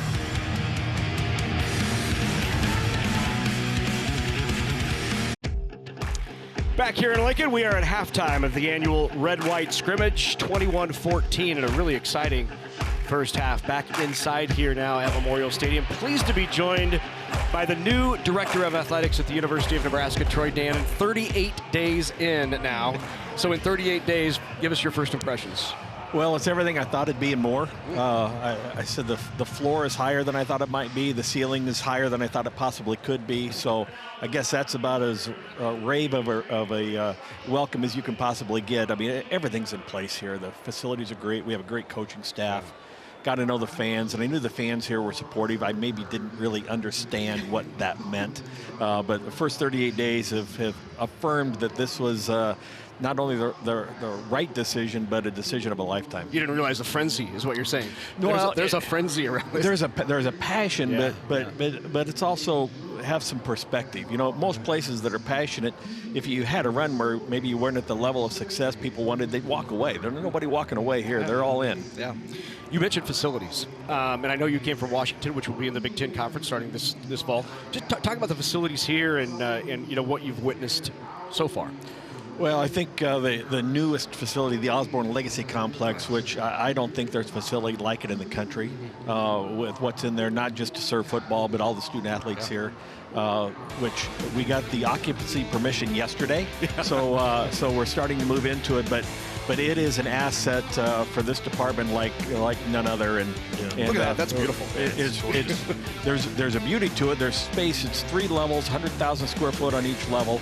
But the middle level academics and new cafeteria for the student athletes. Top level, they've got a space in there called the walkthrough room with about a 40-yard wide projector that in a 20-yard field that the guys can actually move to whatever the opposition that week is going to do right outside the team meeting rooms. It's just a spectacular asset. Absolutely. Troy, I want to talk to you about the overall success of the athletic program. As someone that loves all things Huskers, from volleyball to softball to everything in between, talk to me about how the program is now currently ranked 7th in the Directors' Cup. Well, that's the amazing thing. You know, I knew when I came that I was falling into a gold mine. What I didn't realize, 7th in the country of all sports, and the Directors' Cup is a measurement of not just qualifying for postseason, but advancing to the postseason. And I think every one of our winter sports scored points. We've got more points ahead. We have not been at this level in the 2000s. Just to tell you, so the trajectory here is I think Matt's got a good thing going, and the football's headed in the right direction. But the trajectory across the board in the department is pretty spectacular. You compete for championships in the Big Ten. That means you're going to be competing for national championships. And I think I love where every program is at right now. Absolutely. One of the hot topics for Nebraska fans has been this renovation or talked about renovation of Memorial Stadium. Where are you at with that project, and is it on target? Is it still something that's a go? Where are we at here? Well, I think what was set before there was a change in leadership, I think the plan was to go to the board and maybe assess where we're at financially from a fundraising standpoint in June. I think we're still on target with that. For me in these first 6 weeks, really understanding the project, the scope, the magnitude. On the books, it's a pretty pricey project. So figuring out, one, what do we need? And I've told everybody since the day I got here, every decision here needs to be measured in only 2 ways. Does it help us win, whether it's academically, socially, financially, or certainly competitively? But then is it the standard by which everyone else should aspire? And if you can answer yes to those 2 questions, then the answer is yes, let's do it. So really right now, I think looking at that project holistically, does it answer yes to both of those questions? And so trying to get some background and understanding. There are a lot of people have been involved in this, done a lot of work to lead up to it. I know we need to do some things, and we need to do some things immediately, too, after the end of the season, at the very least. As a former Iowa guy to a former Iowa guy, it's great to have you on this side. I really appreciate it. It's nice because it's for both my wife, who's an native Iowan, our families are really close. Yep.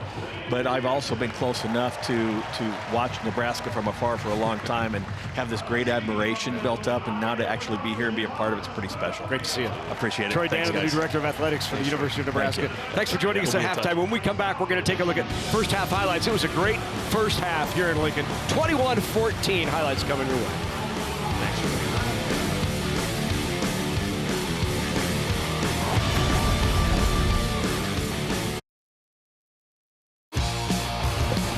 Good first half of action. Everybody wanted to take a look at the new shiny toy, which is Dylan Raiola, and they got a good look. Yeah, they sure did. That shiny toy is sparkling. That's right. And Husker fans could not be more excited. I didn't get on Twitter, and I probably won't for a little bit, but my goodness, I imagine the Kool-Aid is ice cold in Lincoln today. Yeah, there's no doubt. There is Raiola, and hey, outstanding performance thus far. But we heard a lot about how Harberg's motion has gotten better, accuracy's been better, good touch. We saw all of that in the first half. Yeah, absolutely. The coaching staff had mentioned that all during the week, that they wanted to be more confident throwing the ball downfield, and they needed a guy like Harberg to start performing it. He certainly showed today that he's capable. Good performance by the quarterbacks, and here they are. This the numbers. Harberg of 6 of 10. 137, but Raiola 15 of 21, 239, and 2 touches.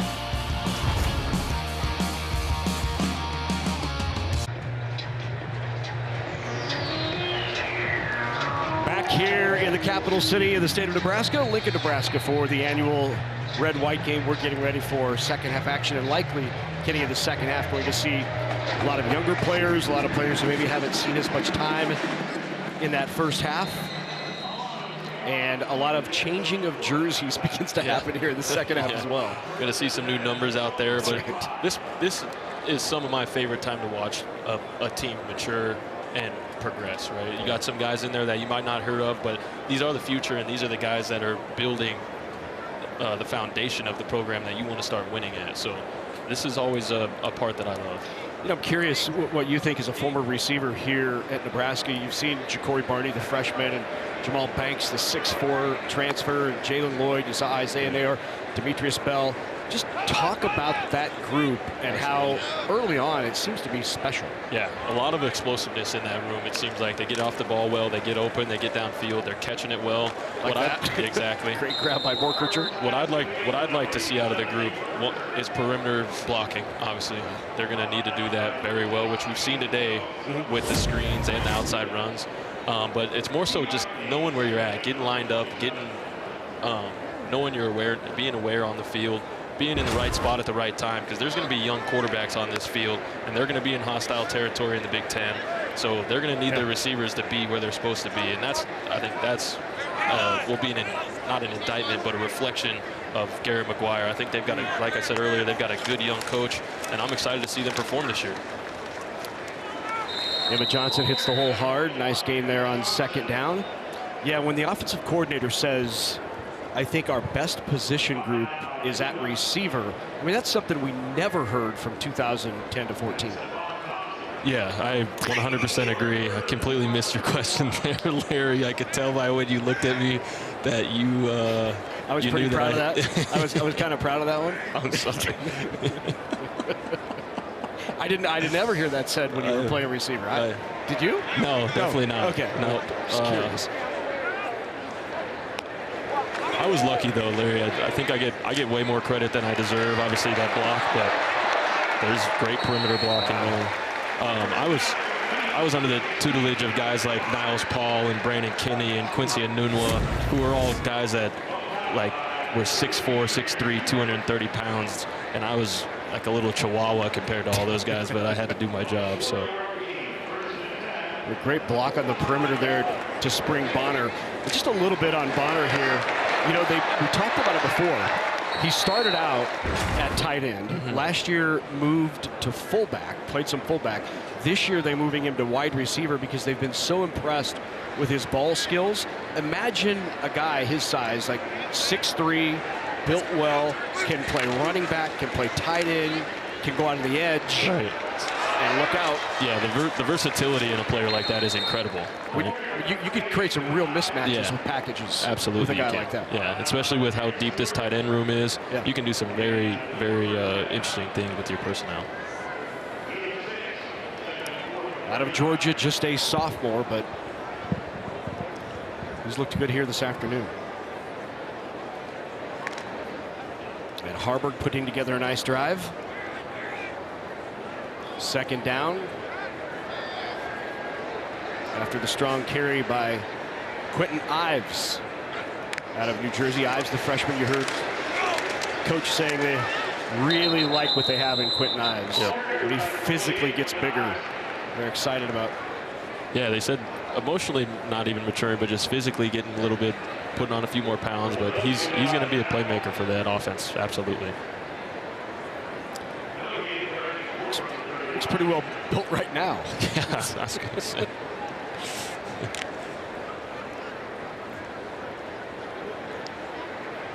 Yeah, this team is definitely starting to pass the eye test. Yeah. Third down. They walk into a building, people notice. Nice job defensively. Michael Booker out of his linebacker spot making the tackle.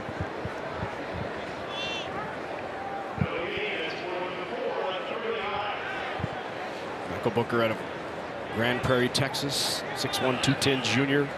4th and 4, they're going to go.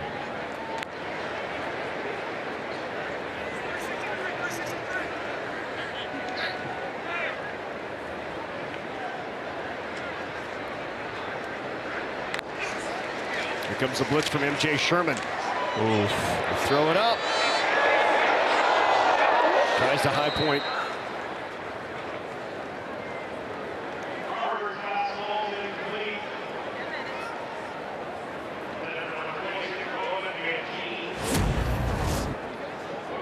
Tipped away. It's Rex Guthrie there. Yeah, that was a good away. play by Rex Guthrie there. You could easily let the receiver get up and get that one right in front of you. Way to put that one down. Guthrie, a freshman out of Littleton, Colorado. How did you make it out of Boulder, Colorado to Lincoln, Nebraska? Man, that's such a great question, Larry. Honestly, at the time, the Buffs definitely didn't have the hype train that they have right now. Yeah. But more importantly, when I was recruited to come to Nebraska, I was recruited by Bo Pelini and Ted Gilmore. And when I came here, it just felt so much different. I mean, I had never been, for a kid from Boulder, football is not, I mean, if it's nice on Saturday in Boulder, like people out there hiking, biking, doing anything else, like as much as I love Buffs and the program, like it's definitely different here. And that's, as a kid, just chomping at the bit to get out and go play at the biggest place I possibly could. There was no question about Nebraska. Well, you were telling me earlier you actually rooted for Colorado when they played Nebraska last year. Larry, don't do this. Don't just toss a grenade in this bunker over here. That's absurd. That is absurd. I will always cheer for Nebraska over the Buffs. Oh, that's right. not even close. Okay. Now, well, you get another chance this fall. Yeah, and I can't wait. Right. Yeah, we need to get that one bad. Which is also such an exciting game. September 7th, second week of the season. It feels like it's such a momentum builder for the season for both programs. I'm excited. That's a rivalry that should be going on way more often. Cheering for the Buffs over the Huskers. Larry, I live here. You're gonna get me. Oh, I'm sorry to do that to you. You'll probably hear about that one. Yeah, that was great. You know, someone at home is like, I knew it all along. This whole time. He's a wolf in sheepskin. From Boulder. Carry here. Nice explosion to the outside. Dante Dow, touchdown. Again, back to the perimeter blocking. That's what sprung that. That goes from an 8 to 12-yard run to a touchdown. And in your receiving room, that's something you can hang your hat on. So when Matt Rhule was up here in the second, he said they see a lot of potential. They really like Dante Dow. They even like it more. They have 3 years remaining with Dowdle. The transfer from Oregon, a former 4-star recruit with 3 seasons to play here. Great run there. Good blocking. He wasn't touched. It's great blocking. I think he wasn't touched until the 4-yard line. But he put the foot in the ground and cut it up, right? I mean, he read it well. That left side of that line, though, I couldn't see the numbers. That left tackle and left guard there got downfield and picked up their man really well. I think we're going to go for 2 here.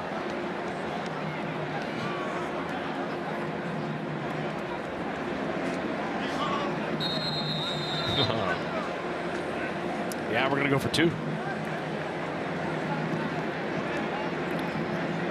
So here is Raiola in there.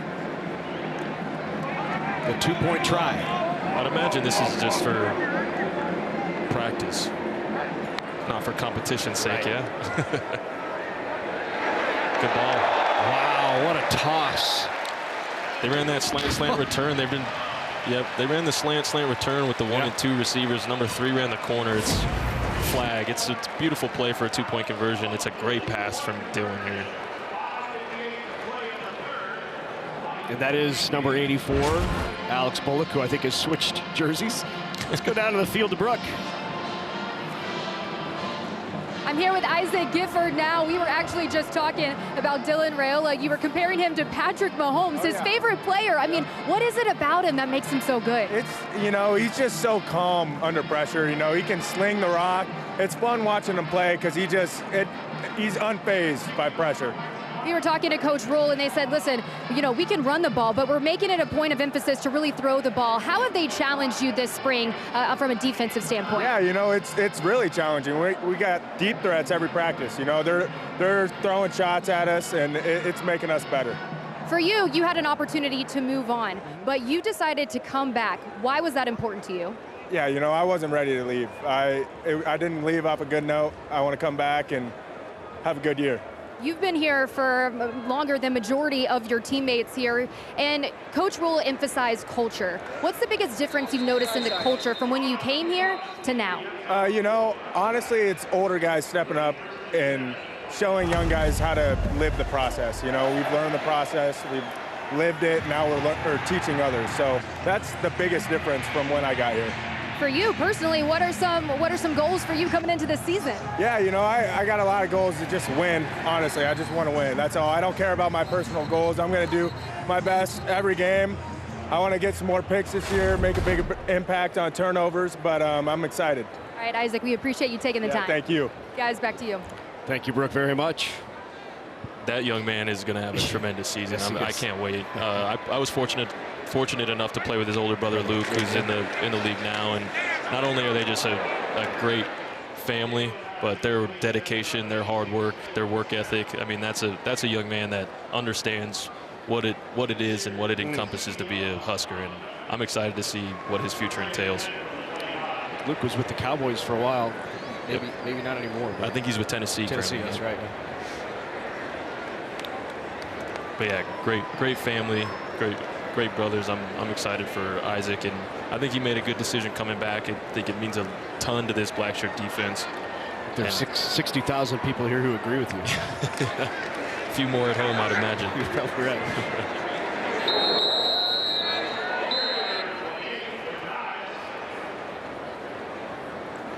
How about the beard too, huh? That's strong.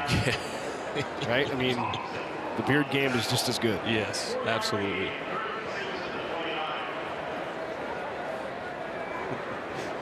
A lot of flow.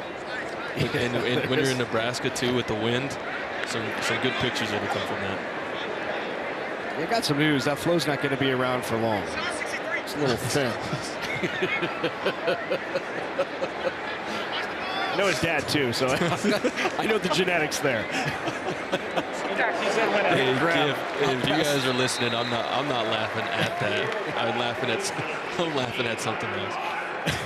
Let's take a look at the upcoming schedule. Well, there's that game on September 7th that you said you had circled in red. Yep. That's what McCartney used to do, is circle it in red. Northern Iowa. First four at home, I think, which bodes well for this team, right? Friendly schedule, honestly. Yeah. First four at home, then we head to Purdue and Rutgers. I'm interested to see when USC and UCLA come to town. That's going to be fun. It's going to be an interesting year in the Big Ten. It's going to be some shakeups. I can't wait to watch UCLA go to West Lafayette in November. Wow, enjoy. USC at Wisconsin. Yeah, exactly.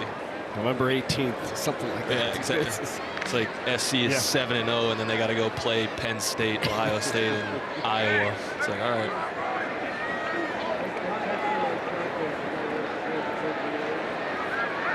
It'll be fun. It's going to be a fun league. Absolutely. There's a flag there. A little early on that one. DeAndre Barnes. Pass interference. Defense, number 35. 15-yard penalty, automatic, first down. So here we are, red-white scrimmage here in Lincoln. Hey, quick shout out to Nebraska's play-by-play guy, Greg Sharp, just one of the really great guys in the media here in Nebraska. Announced about a month ago he has cancer and he's battling cancer. I know he took about a week off from the baseball broadcast because he wanted to be here, wanted to do this spring game, and he's yeah, that's gut-wrenching. Yeah. Greg Sharp was one of my favorite people just to interact with in my time here in Nebraska, and obviously the voice of the Huskers. Offense, sending nothing but our thoughts, our best, our prayers and love to Greg and his family.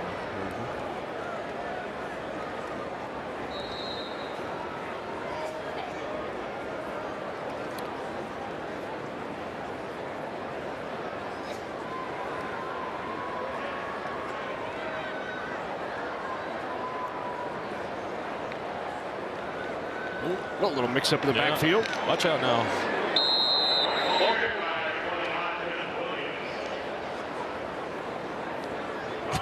Kalin working it out. Yeah, Kalin got a little twisted. Did. Life flashed before his eyes there for a second.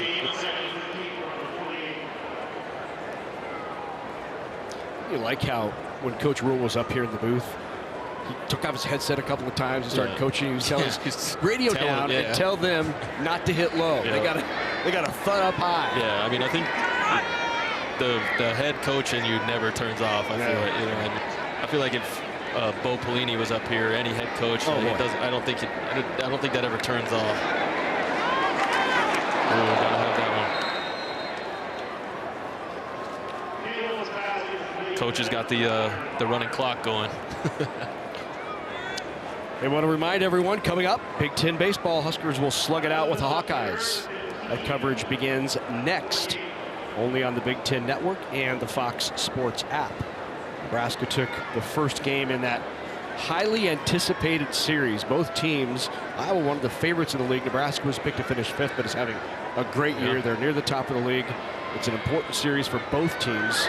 Nebraska took the first one yesterday. Going back a little bit to what we talked about with Troy, I mean, the state of the the Nebraska athletic department right now is tremendous. As a Husker fan, you have to be very happy. I mean, as obviously football could be in a better spot, but they're working towards that. Volleyball, Coach Cook and the volleyball team are always stupendous. I mean, the track team is doing well. The baseball team is competing. It's a fun time to be a Husker. This is the end of the third quarter. I haven't heard stupendous used much. Very nice adjective, my guy. Got a stupendous game going on here at Memorial Stadium. Come on back.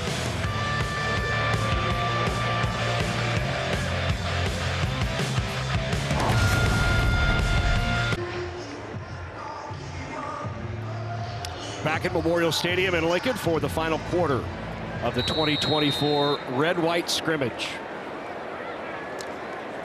And I would say through 3 quarters, fans will walk away from Memorial Stadium here this afternoon feeling pretty good.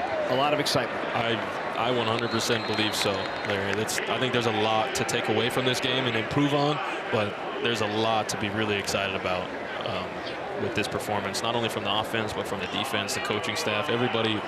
It seems like they just aren't really missing a beat much of today, right? It seems like it's very much in sync, so it's exciting to see. I think if you go through, just the position groups, offensive line improved, a lot of returning, defensive line improved, 6-year guys back, Hutmacher's back, and as well as Ty Robinson. Yeah, Ty Robinson's back as well. You think about the secondary, that's certainly improved.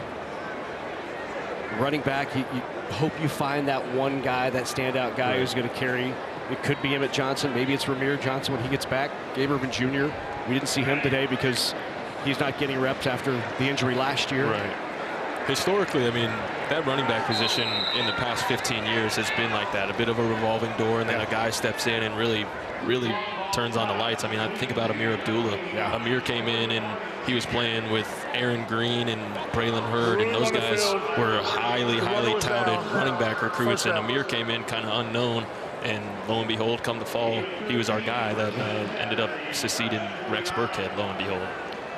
Here is Luke Longvall in the game now. Longvall out of Sioux City, Iowa, Sioux City East, by way of Iowa Western Community College. So he traveled down I-29 from Sioux City to Council Bluffs to play for a couple of years, and here he is. Quick drive. Yeah, not bad at all. Yeah. Quick drive.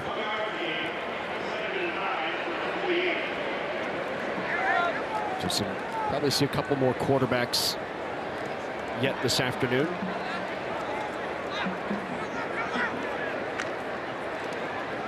Quarterback improved. Yep. Tight ends improved. I think it's good that obviously that quarterback room is deep, but you always want to have some competition, right? Iron is always going to sharpen iron. You don't want anybody in there just feeling complacent. So having some good competition within the room is great. Going good, strong into contact there. That's Dante Dow. Yep, that's Dow again. Man, he gets north and south when he puts that foot in the ground, doesn't he? Right Boom, there. right there, Bang. Yep. That's what you like to see. And then harder to contact. Yeah. Right. Look at the hustle out of the big man off the field in the fourth quarter. All right, big fellas. All right, Hogs. I think other than the bad snap to Raiola, we haven't seen the ball on the ground, a fumble. We had the 2 interceptions, but not a ball on the ground. Also, QB has not been under pressure much. Nice, relaxed pocket for most of the day. Getting a great punt, getting a great first punch off the ball on the inside line. Good play there by Gage Stenger. Stenger, the linebacker. Out of Omaha, Millard South.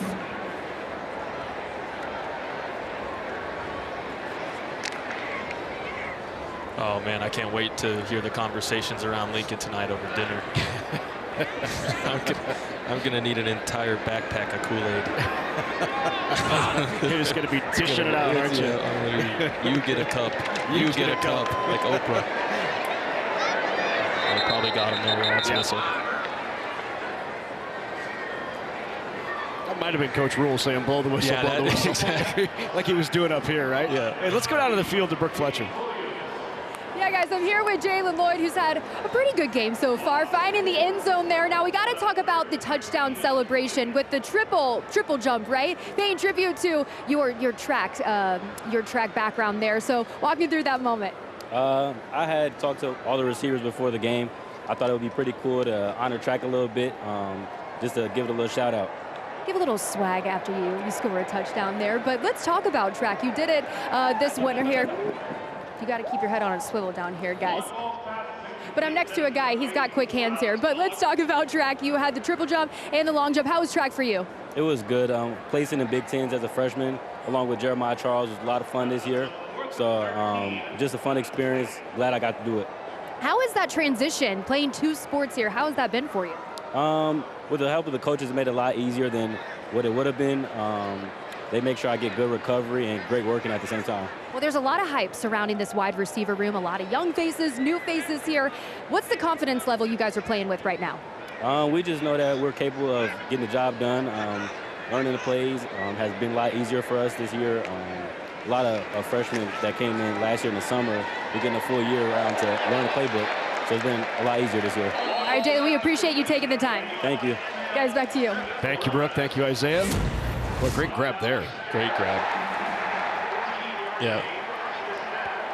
Yeah, there's the Lloyd touchdown that they were just chatting about. And the triple jump. Smith Flores with that last grab kind of behind him, over his head. Good reach back. Coach Rhule was talking earlier about setting the culture and having the right kind of young men in the program to do so. And I look at the guys that are getting interviewed like Giff and Jalen there, and it really does seem like he's got some really good young men a part of this program. Isaac Dickey with that last carry. He's in the backfield now. And I still can't wrap my mind around running track and trying to play football too. That's wow. Dickey out of Stromsburg, Nebraska.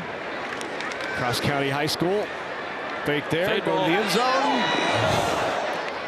Early. Intended receiver Alex Bullock.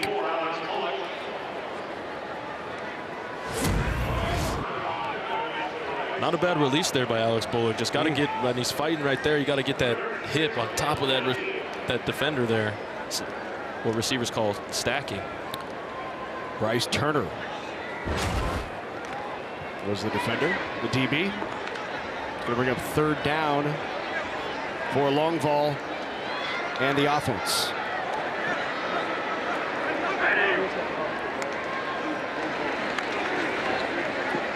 Good read, good ball. Oof. Had him. Again, we talked about it earlier, the progression that these young quarterbacks are making. They're making the right reads. Now we just got to get a little bit more accurate with the football. It was Davon Hall, the intended receiver, who Coach Rhule talked about, said he should probably be at prom this week, but here he is out on the field. Davon Hall was one of 3 recruits this year in the same class from Bellevue West. Davon Hall, Danny Kalin, who we've seen a lot of, and Isaiah McMorris. First time that It's a pretty talented class. First time we've had 3 recruits from one school since back in the 1980s. 87 when Creighton Prep had 3 in the same year. Yeah, as a Colorado kid, Larry, we don't see much of that. So it is up and it is good. Alvano puts it through. And the White takes a 4-point lead with the running clock here in the 4th.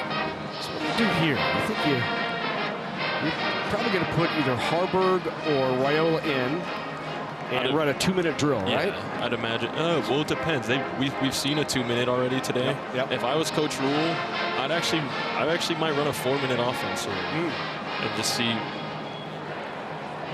see what we're doing. Yeah, I was thinking maybe looks like there's 2 2-minute drills in. So. I mean, it's a scrimmage, right? Yeah, absolutely. You're not trying to chew the entire clock. It depends if he's trying to eat the rest of it or. But it looks like we're running sprints.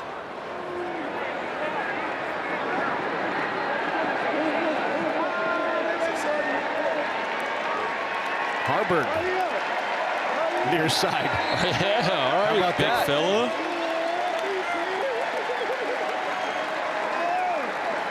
And now the far side has to do it. Yeah, these half gassers these guys are running.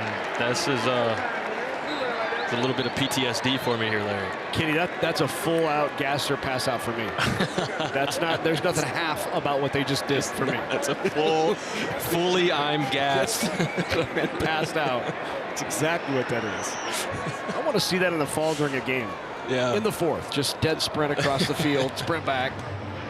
I always thought it was funny how, not funny, but how the volleyball team, switches sidelines. Yeah. Like, could you imagine if you had to do that with football? Oh my goodness. No, could not. Yeah, that could get a little violent.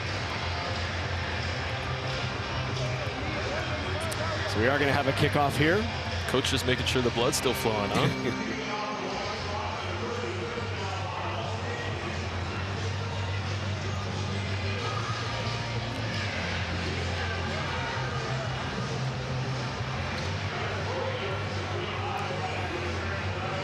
Well, it's not too far away. It's just July 13th. The BTN Big 10K returns to Soldier Field in Chicago. The fantastic 10K and 5K races and a tailgate party. Scan the QR code that you see right here, and you can register at btnbig10k.com. You're a 5K guy or a 10K guy? Oh yeah, 10. 10? Sure, yeah. I usually run the no K. Oh, you're being facetious. I'm neither of those people. I was gonna say that you're a 10K guy, but the gasser was. I said a no K guy. Oh, okay. Yeah, it's a 0. Yeah. Can you imagine, like, you wake up and you're married into one of those families on Thanksgiving that they're like, let's go on our 5K. Hang on, I gotta hit the alarm again. Yeah, it's like, I've got some stuff I got to tend to. I've got to see a man about a horse. I've got an ice fishing contest. Please, no.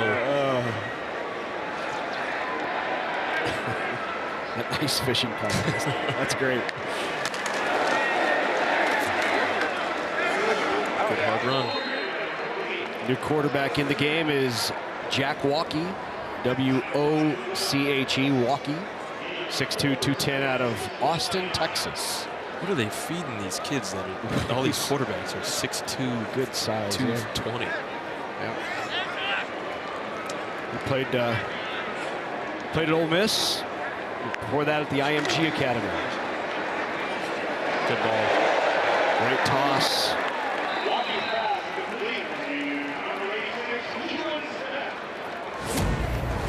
Great gab by Kalin Smith.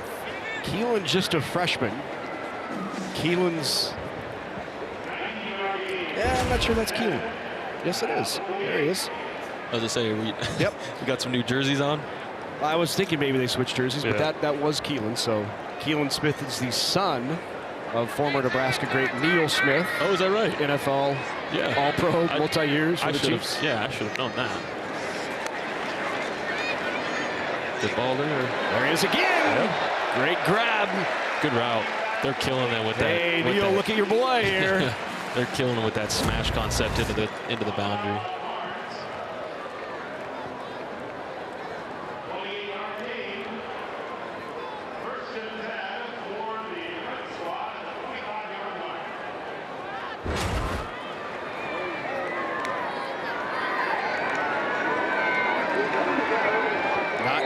Not much there.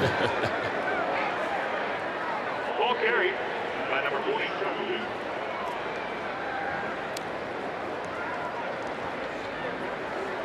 Saw Neil at a golf tournament this last summer. Talked about Kalin coming here. He's pretty excited. Oh, I'd imagine. That's awesome. Larry, we'll have to go and play some golf sometime soon. I love that. Would love that. This is the 2-minute timeout. So will you have a 2-minute timeout, 2-minute left in the game? And he says, we're going. So we're going to. Let's go finish this thing. 2-minute, yeah.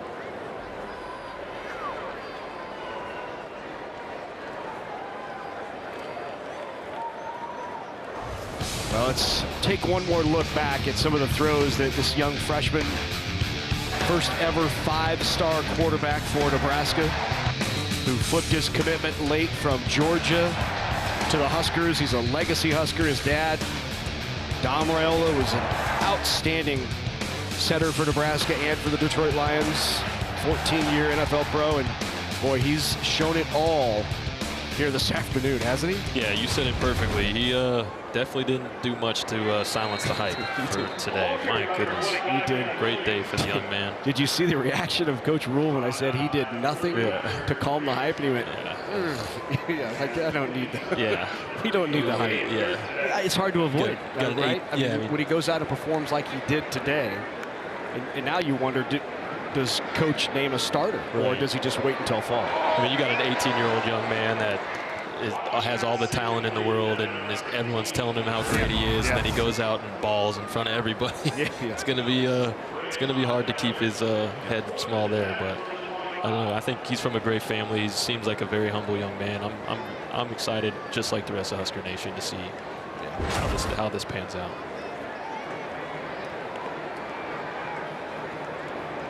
And don't sleep on Heinrich. He played well today. Man. I think, if I was obviously very impressed with Dylan, but if I was going to say who impressed me the most today, Heinrich really progressed today. Yeah.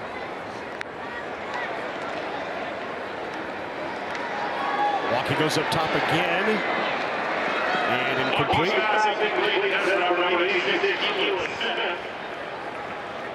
Clock is going to run here, so that might have been the last one. Let's see if they take a shot. Yeah, that was fourth.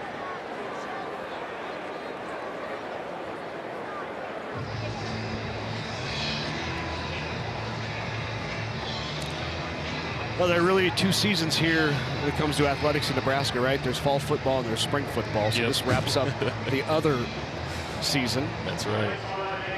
That was a good series for Kalin Smith right there. Yeah.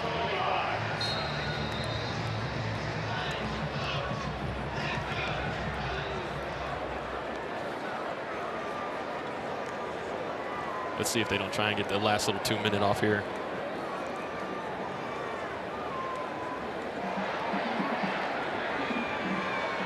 Knowing Coach Rhule, he probably had scenarios within the game that he was trying to practice.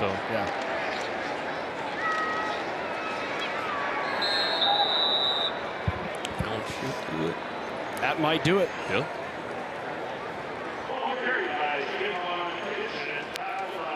Yeah, it's one of those we let the clock run out. You've had a good day. You've shown what you wanted to show. You've accomplished.